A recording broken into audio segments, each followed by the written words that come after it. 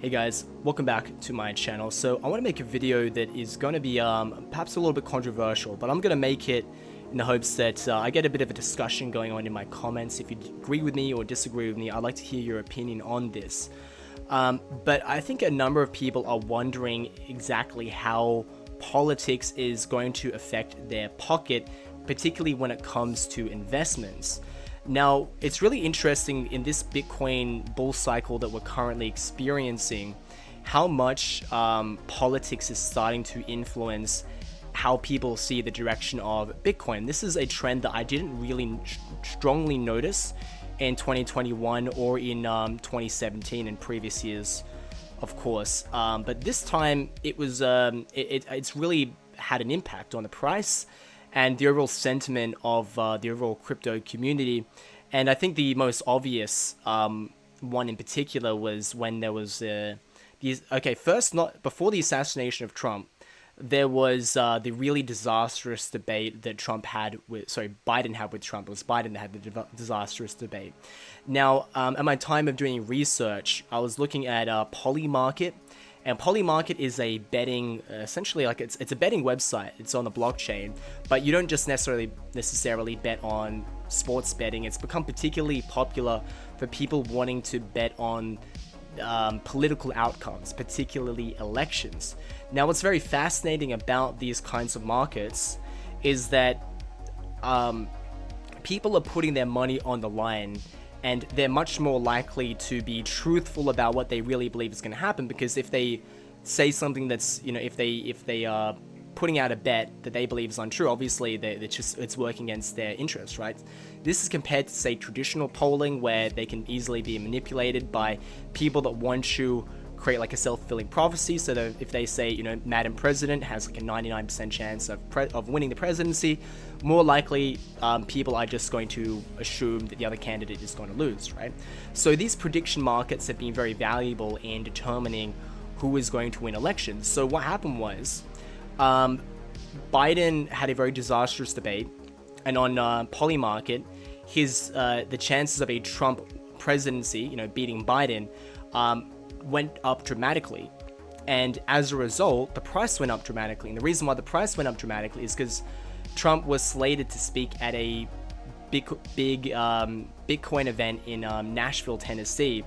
And there was just rumors swirling around about him potentially being pro-Bitcoin, and there was rumors about what he was going to say there. So the idea was that if he's pro-Bitcoin, and now it's more likely that he's going to become president, then the price is going to go up as a result. So that's phase one. Now, phase two was when he was almost assassinated. Now, if he was assassinated, I think the price of crypto, at least in the short term, would have cratered. Stocks would have cratered. It would have been absolute chaos. It would have been a very bad time, not just for the world, but just for the price of things. I think it just would have sowed a lot of panic in the stock market, and I think a lot of risk-on assets would have sold off. However, because he won, it did a huge amount to increase his popularity, right? We'll never forget that photo of him, with his hand like triumphantly in the air with blood down his face. I mean, it's probably one of the most iconic pictures of all time. And if you went to Polymarket at that time, the chances of him beating, again, just based on the betting odds, just based on how many people had put their money on the line to decide who was going to win and who was going to lose, the bettors basically painted the picture that it was very likely that Trump was going to win. And the price went up, rallied up to 70K. And it wasn't the only time it rallied up to 70K. I mean, I think we've been up there like 3 times this year. So, but this is like a clear case. I'm trying to just describe to you why politics is such a big deal in Bitcoin nowadays, particularly because we're at the stage where major politicians are now starting to talk about Bitcoin, right? So this is now something to pay attention to. Politics has a big impact on what's happening with Bitcoin, right? Now, in addition to what's going on with Bitcoin, in addition to what's going on with elections and politics, there's also the fact that many traders, investors, and people involved in trading crypto are very much focused on what's going to happen with the interest rate, right? So people are now speculating huge amounts on whether or not the Fed is going to lower interest rates, because the idea is if the Fed lowers interest rates, money becomes cheaper, more money is going to be loaned out, money is essentially going to be printed, if you will, and this money will work its way into the stock market, which will eventually pump up the price of people that own these stocks.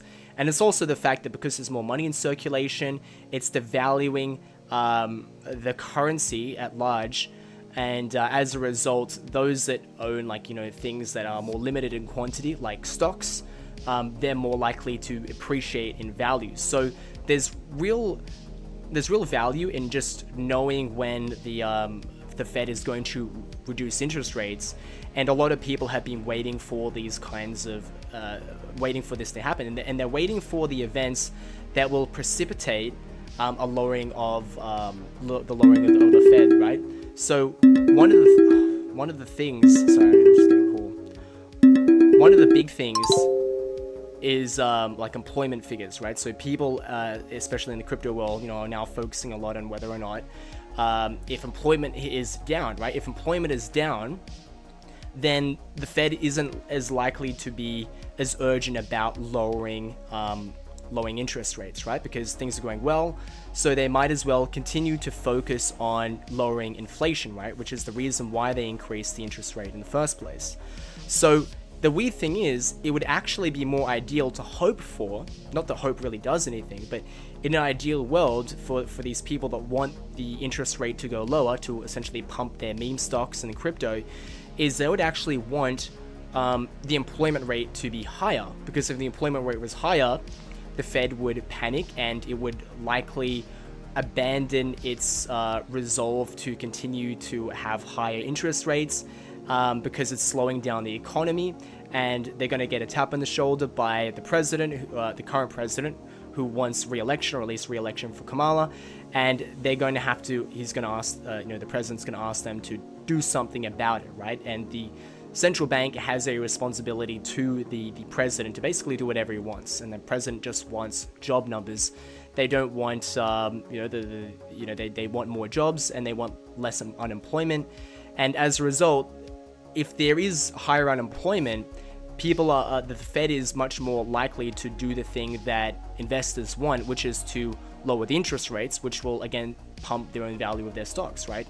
Now, this is true, and we can also then extrapolate that to more extreme circumstances, and that's what the title of this video is about. The unfortunate reality is that war and other forms of chaos is actually, it tends to be very good for people that own stocks and crypto to a lesser extent. Crypto is the smaller, lesser brother, the lesser relative of stocks, right?